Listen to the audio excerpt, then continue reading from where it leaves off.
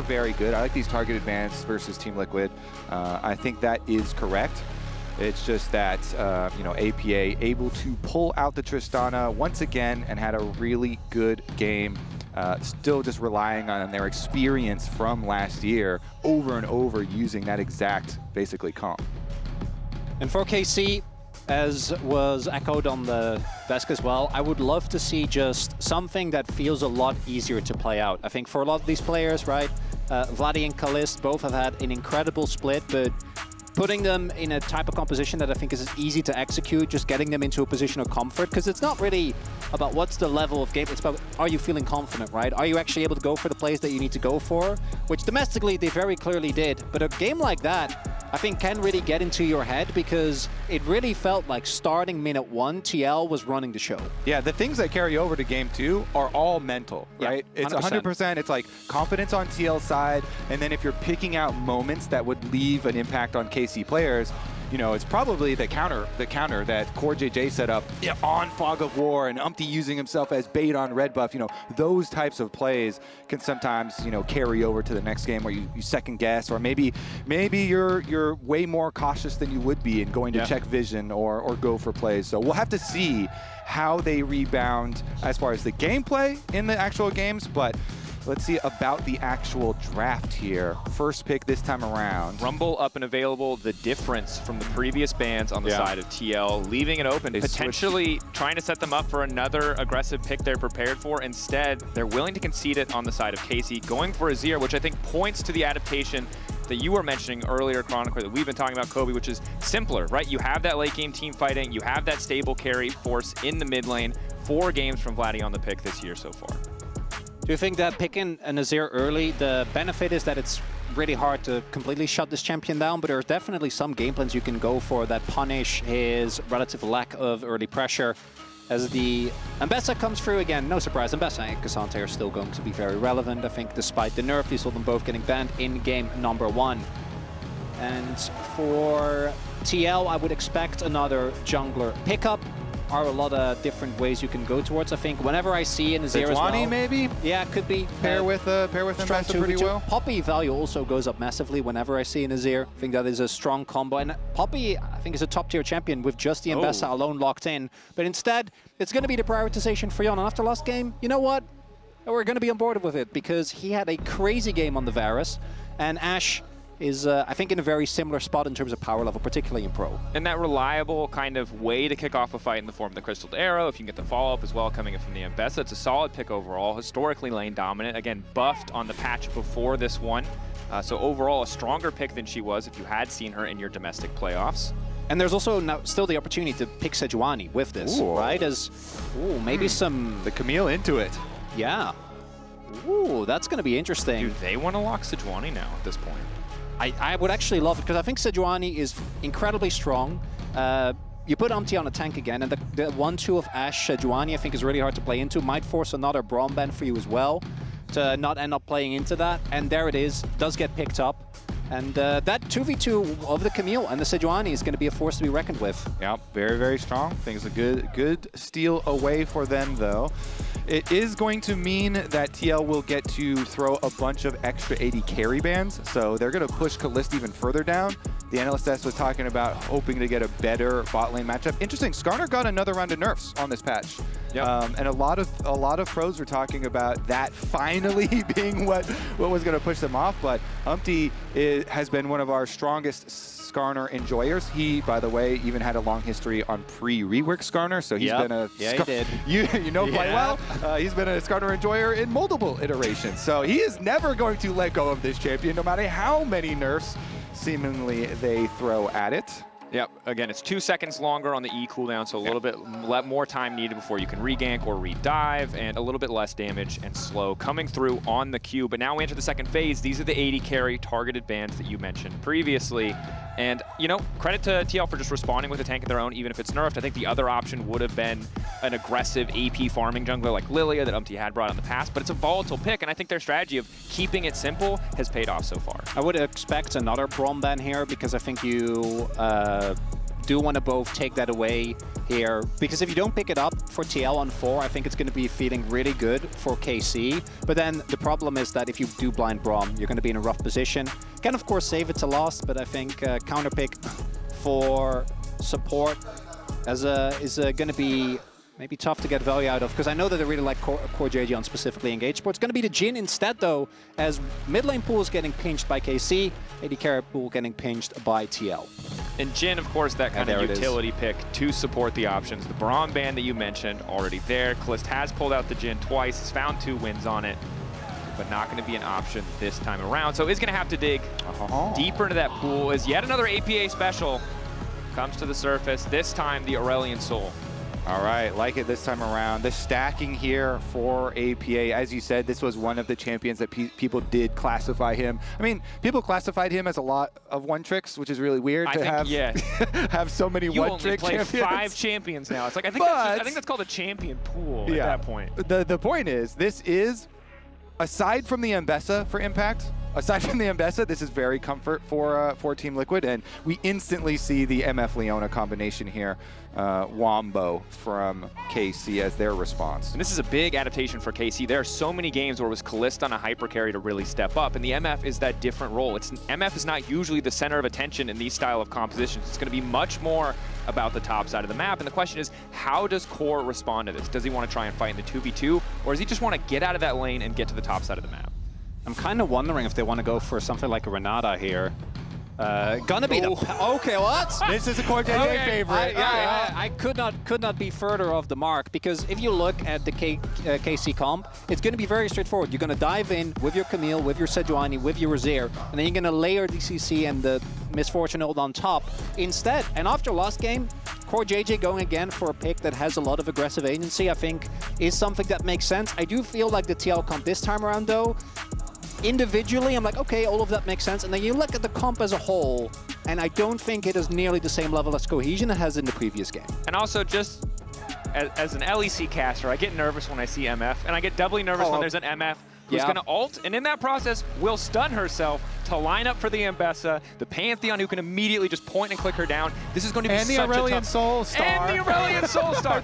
This is going to be such a hard game for Kalist, but as we mentioned earlier, he's not necessarily the center of attention in this composition. This is the main point that I was going to bring up, was, again, referring to delaying your AD carry pick so far and then getting kind of pushed down to this tier where, like, the other ones you were looking at would be kind of hard too, where it's like Zeri, Caitlyn, Kaisa or something like that are kind of around there, maybe like a Zai or something, but like if you're playing MF in this and you're standing still, that is really, really, really hard to play with so many things going to be able to get lined up with these long range from TL.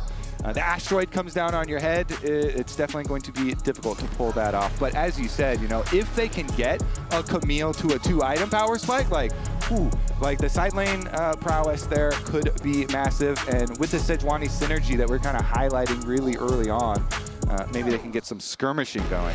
I want to see that duo of Sejuani Leona run the map, right? We saw very early on what happened when TL got to play their game. I think Targamas and Yike are going to have to throw them off this time around. Here we are. It's only the first best of 3, but for both regions it feels like the most important best of 3 in TL.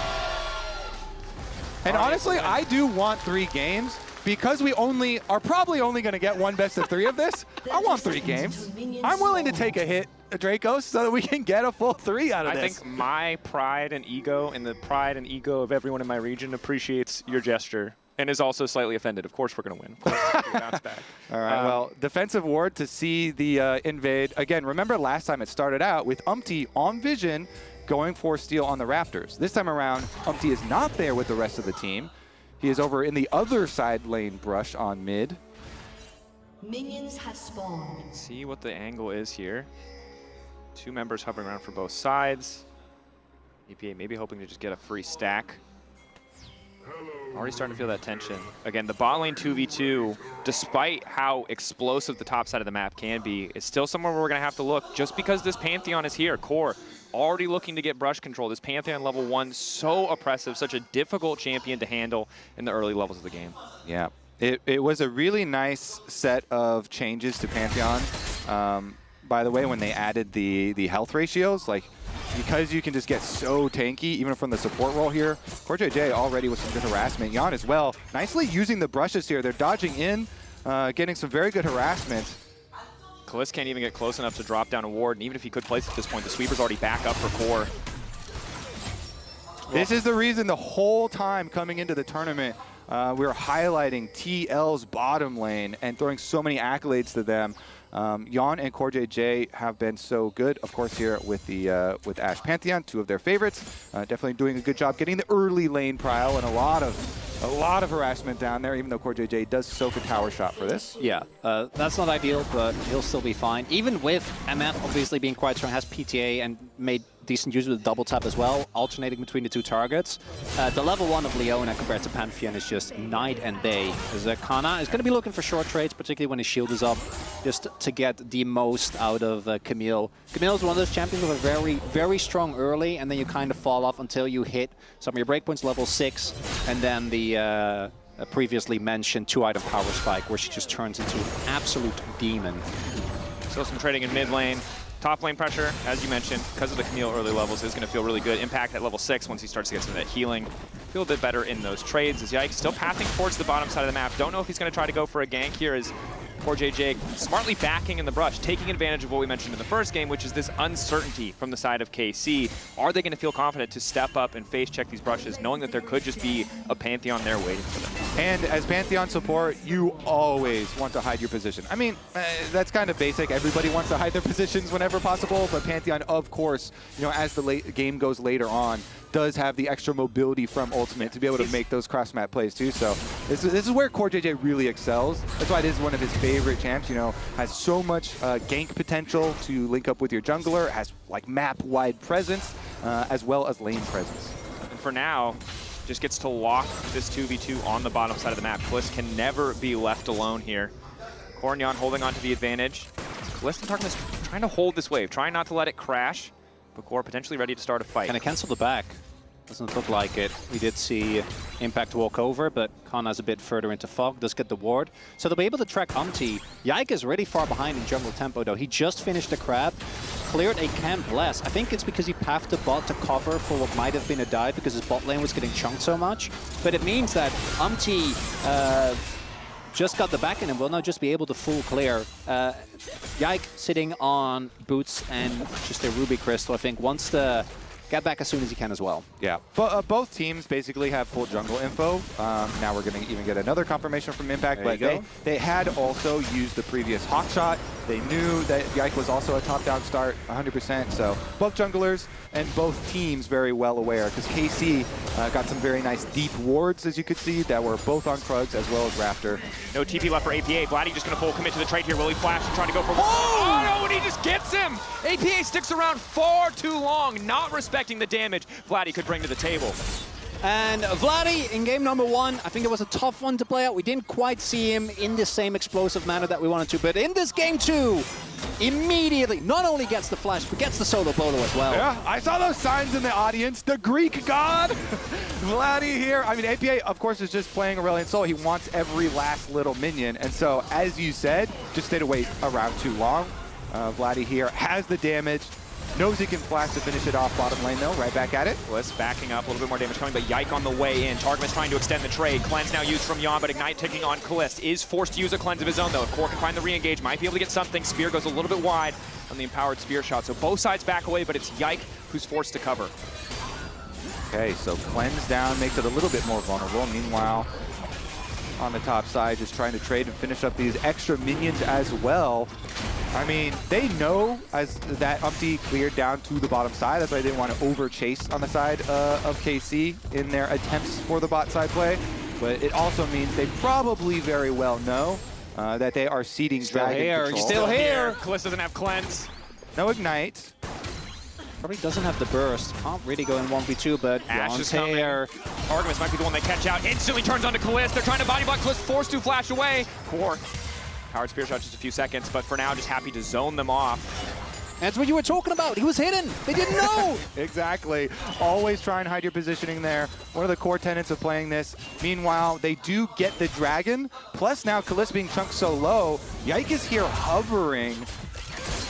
And Umpty, Low health bar ticks over to 5. Yike forced to be here. They don't have good information on Umpty, so need to cover for the potential dive. I'm just going to get a 6 first. I believe he got his 6 there off Crab. And start to walk in. Q through, Callist. Blinking health bar, but holding on, clearing the wave big here, going to deny the dive, but they need to get the hell out. They cannot stick around any longer. Does TL want a handshake on the back or push one more wave? And it feels reminiscent of the previous game where Kana, because of the tracking of Umpty, has been able to build a lead in the 1v1, doing great again there into Impact. But the bot lane is suffering yet again. Yon and CoreJJ have just been extremely oppressive, and really it's just that kill that Vladi was able to get alone that makes up the small gold lead that we have here. I do think this game is very different when we talk about the scaling. This time around, KC don't have nearly the same level of clock that they did in the previous one. But it is interesting to note that the laning matchups go basically exactly the same, even though the champions are completely different. All right, Umpty slipping into the back of the pit here as well. At least it's going to be able to get one before some KC members come to check. Already took the Drake, would love to get all 3 for the additional stack towards the feats, but very likely that KC will contest and take at least 1 away. Actually engage onto the Skarner though, and I think they're also Level like, 6. Yeah. I mean, you've got Ashe in mid lane, so like there's no way, right? MF is on bot side. Umpty doesn't want to overcommit. Okay, so happy to have 2. Ashe already starting to walk back from mid towards bottom as Callista pushes this last cannon in. So it is going to drop at least the cannon here as payment. Back as the Warden lane does spot them out, spotting them walk away, spotting the recall as well. So does give a lot of freedom for Yon to just pick up that wave.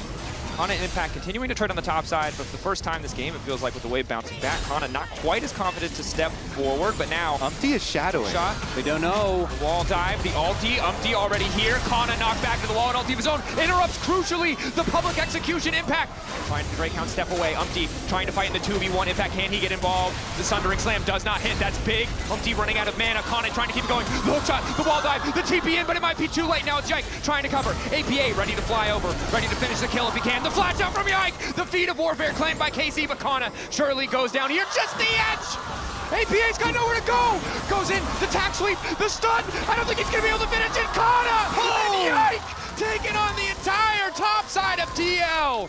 Oh, KC outplayed the entire top side of the map. Wait, but the bottom lane for TL. But the bottom lane for TL is saying, what is going on up there, guys? Literally could not have gone worse. Both flashes invested. And everyone goes down. I'll tell you what happened TP here. invested as well. Umpty just miscalculated the distance here to the wall.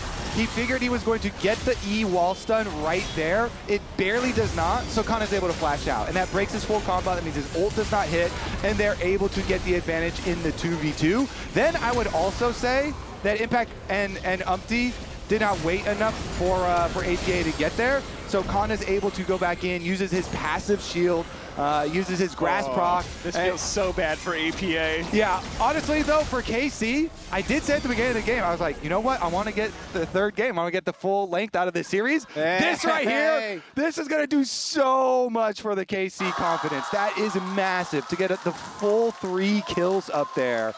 And this is what you huge. mentioned as well, Mao. You talked about wanting that Sejuani to get involved, get active on the map. Already a significantly better game 2 than it was in game 1 for Yike. Targamas getting out of lane as well. Might have to be careful here with the Skarner, but KC in a much better spot as we head into the mid game. And again, going back to game 1, this would have felt like a necessity. Now, that's a Camille. If that Camille is the type of champion that can just completely take over not only in side lane the way that we saw with the Jace, but her carry potential in late game team fights is absolutely disgustingly strong.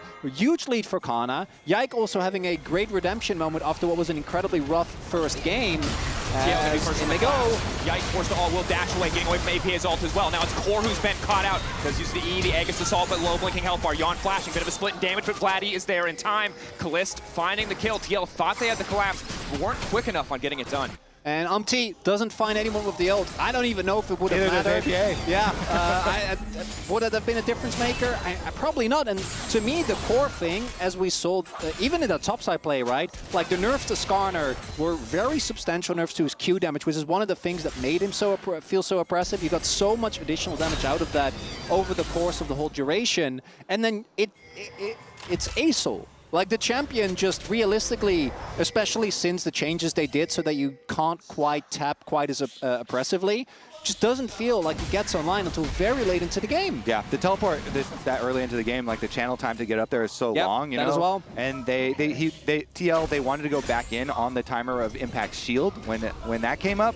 But anyways, I think that the repercussions of that are not just the kills. Like, APA also stopped farming during that time, which is one of the big hits to Aurelion Sol as well. Didn't get to stack as much during it either. So KC are in such a commanding position. This allows them to like basically retake full control of all neutral objectives at the moment too. We just saw in the last skirmish there, being able to avoid those 2 Team Liquid ultimates. Now, KC get to move in with priority. Lock up there, Targamas. He's got 2 members behind him. Aftershock does get the flash out, trading it for the ulti. APA don't think he can recommit here, but Core is on the way, and Core does have access to his ulti. 15, 20 seconds, don't think he's going to be able to get there in time. So KC happy to have just a few more plates, and really Vladdy the center of attention this time. Not just Kana on the top side, Vladdy as well getting so much money in these exchanges, finds a solo kill in mid lane, gets a bit more damage down on the top side as well.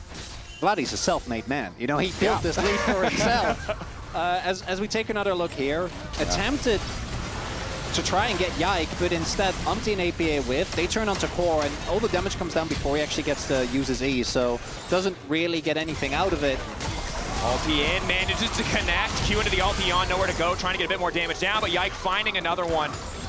What a redemption game for Yike here. Yike coming back in a huge way on this Sejuani. That previous replay that they just showed as well, you know, TL must have had missed comms on his cooldown for Q, because the Sejuani was just able to dash away from that entire thing and turns it all around. And he comes mid. Beautiful ultimate there from Yike to grab another one. And KC, look at that giant blue mountain that is growing. And that is another runoff effect of that earlier play where they tried to get Yike and didn't, because that's where Yon lost his summoners. Otherwise, if he has at least cleanse, maybe he lives there. It just barely would have still been rough, but instead, KC, TL needed a good amount of time, which I think with the comp made sense, but KC is on the verge of just completely running them over, because they can just keep forcing engages, right? Their engage potential is crazy. The prio that they have allows them to just take objective after objective, and TL, I have a tough time seeing, unless they can somehow play around Yon, who feels like he's the only strong member on the team right now, and even he's getting punished. And it's just such a contrast to game 1. They still had the dominance in the early bot lane 2v2, but the composition from the side of KC just much more powerful in those early skirmishes. The Sejuani doing much, much more than the Vi, and now KC looking much more confident with a significant advantage, and it's just so difficult for TL. They have pick potential, they have Ashe, they have the scaling of APA, but it's just going to be a much harder game to play out. Yeah, I mean, KC are just able to snowball so much with the victory on top side to the first play. Because the TL were not able to get their Skarner stunned into the wall to chain into ultimate and everything. Now it's going to be a point where we have constant watch on those side lanes, as Umpty does go for a pick. Chains into the alt. Yon here as well. Who are they going to give the kill to? The answer is APA. Happy to have a few extra stacks, and a nice pick for TL. Good use of their composition. And the reason they're kind of outnumbered there, Sejuani's up on top side, making the lane gank attempt onto Impact here. He was trying to play to Kana. Obviously the very powerful Camille that they've built up already, but Impact's under tower and does not give them a target. Full bot side control, but you can see a very different story in the match card lane economy snapshot. Full gold leads for the top side. Bot lane still close. Targamas and Kalista, I think, benefiting from some of the topside successes. Now it's Vladdy in trouble. Arrow dashed away from clean from Vladdy. Push back as well. But now he's been locked up. Now he's been CC'd, and surely there's no way out, but he might take one with him. Vladdy manages to find the 1-for-1, and that's the cue for Kana to go all in onto Impact. A few extra autos. Impact trying to dash out to safety. The fight continuing on the bot side is Targamas and Yike trying to finish on Umpty as well. An extra ulti, locking up Core. In comes Kalista from the side, strutting his way down to the bottom lane just in time to try and find the kill. The donation there, TL in the extended play, getting everything taken away. The whole map, Dracos, the whole map. KC takes over. Yike with the no-look Sejuani ultimate over his shoulder to also ensure that they get the extra kill. And Kana says, I didn't even need that gank. I'll just do it myself up here to finish off the kill onto Impact. And Impact actually the one to ult there to start it off. Yeah, because I think Khan was looking for the TP towards bot side. Yes, which is why Impact went for the cancel. But the moment that they see Skarner, he also knows, like, I don't have to care. Like, I absolutely can bop him as the flash. The flash follow. Hook shot. Beautifully done there by Kana. This dodge. And that dodge, already great. Umpty doesn't actually hit. And then the fact that Vladi gets this counter kill means that so much of the damage isn't available, right? Otherwise, if there was still an Acel here, could have been good. And the fact that CoreJJ and Umpty try to push out the wave as well, as the bad news is not done.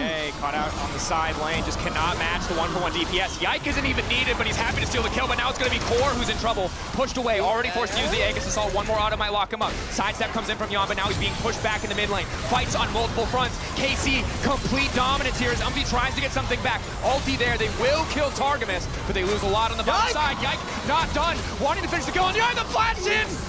Manages to connect with the W as well, and now the tower's gonna fall. Umpty can't do anything.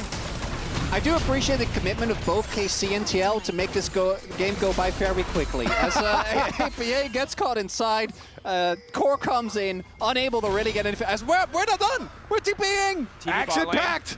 Flatty running, level 13, how much more time? Impact, can he turn this one back? Enough CC, but there's just too much to lock Impact down. Don't think he's going to be able to get out. APA trying to catch Flatty on the bot lane, but it's the fight in the mid lane. The lockup is there. Kalista on a killing spree. Ulti, the sky's descending! But Flatty will still make the 1-for-1 happen! Flatty's always good for one. That's what I've learned.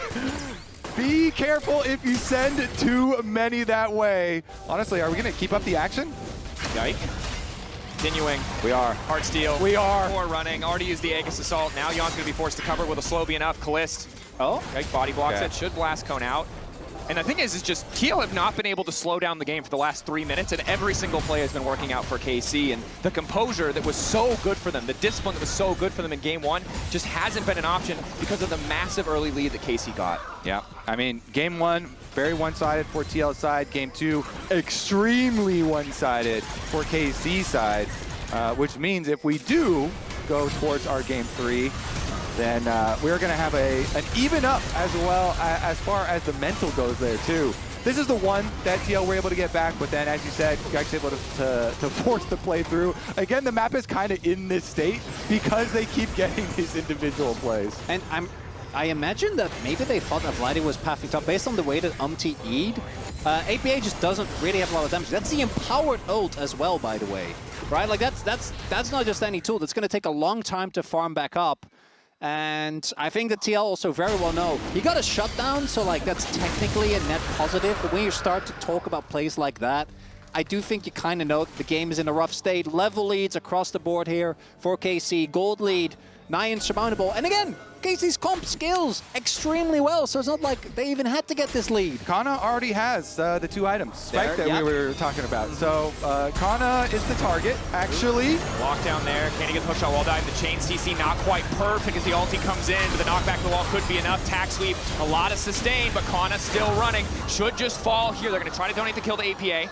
Give him a few more stacks. Kana really nowhere to go. The hookshot, the wall dive will fall to the tower, and the kill will be given over to Umpty. Okay, in trade is going to be the Rift Herald on the other side. And played in. Vladi now chasing. Ulti there as well. Kliss coming in. Impact likely to fall. Might try to use Kliss as an escape route, but it's just not going to happen. Ruinous Atacon spawning, and they might just instantly transition to it on the top side from KC as APA is visible bot lane. Yeah, I mean, honestly, the impact on Bessa has not really been it. Right now, TL, they just need to make cross-map plays or try and make some cross-map plays, get some objective bounty shutdowns, because that Otacon is for sure gone. That is KC Otacon. I think the good news is they can't get the mid one, but they can just rotate down towards APA and try and get that objective bounty on bottom side. Okay, what's trying to clear the out. good news, Dracos? I'm very, because I'm looking for angles, finding none. So I'm very curious. This is the lots of flowers Otacon, yeah? not the fake GA Otacon. Which I think is a silver lining. Okay, no, is that silver lining? Because this one has a lot of power. They're gonna be up 2 levels now. Flower power is real. Yeah. Those stats, that experience. Look, I'm trying, guys. I don't want your pity, okay, fine. Don't give me pity. Look, all I'm going to say is today has been an immense roller coaster for any NA or EU fans, right? This is incredibly stressful. As you said, game 1 TL, discipline, cold, calm, collected, punishing KC left and right. This game outplays left and right from KC. It's really feast or famine for both these squads. And I'm particularly impressed with VOD. Again, I think this early Azir priority is not something that we generally see, even with him playing the champion a decent amount, just because I feel like Azir generally falls a little bit later into drafts, unless he is where he was a few years ago, you know, where he wins every lane and scales and just does everything very well. But he's been paying off immensely. Every single attempt from TL to like claw their way back in this game with a desperate play, he's answered with a 1-for-1. Had the early solo bolo as well. He solo killed APA 3 times. I mean, he's 3 levels up right now. Like, this is terrifying. That's a lot of flower power, to your point earlier. He kind of has a luxury Zhonya's because he's so far ahead in terms of overall gold. Now can be even more aggressive on the playmaking. And clearly the call from KC is they want to end this game fast. Aggression on the top side. Little bit of lockup onto Impact, but happy to just grab this tier 2. Also have Grubs spawning in their favor, 4-2 the score there, and Gliss taking mid lane. We're coming up on 10K. I mean, TL need time, but they just do not have it. Ulti's going wide, maybe an opportunity for TL to try and punish. Ulti connecting on the top side from Yon, but Yon really can't get in range. This is not the lethality Varus. Ashe needs time to dish out that damage. Sustained push still here. KC looking to close this one out fast. 22 minutes in, breaking open the base, cracking yet another tower. Baron not even up yet. And TL punish, find the overextend. No, the public execution going wide. That's disastrous for TL. Kana starting to back up. Yon starting to poke. Turn back in. Vladdy trying to make a play. Quick flashes out from the side of TL. Looking to punish Vladdy. Looking to get that shutdown. Vladdy going golden. That's the Zhonya's gone. Impact locked up. The chain CC is there, but Kalist is untouched. Vladdy untouched. Trying to find the end to this game. KC biting back in game 2. TL left looking shell shock as the boys in blue strike back and bring us to match point. And if they weren't as far behind, that might have been the Hail Mary play that extended the game, but they just didn't have the damage.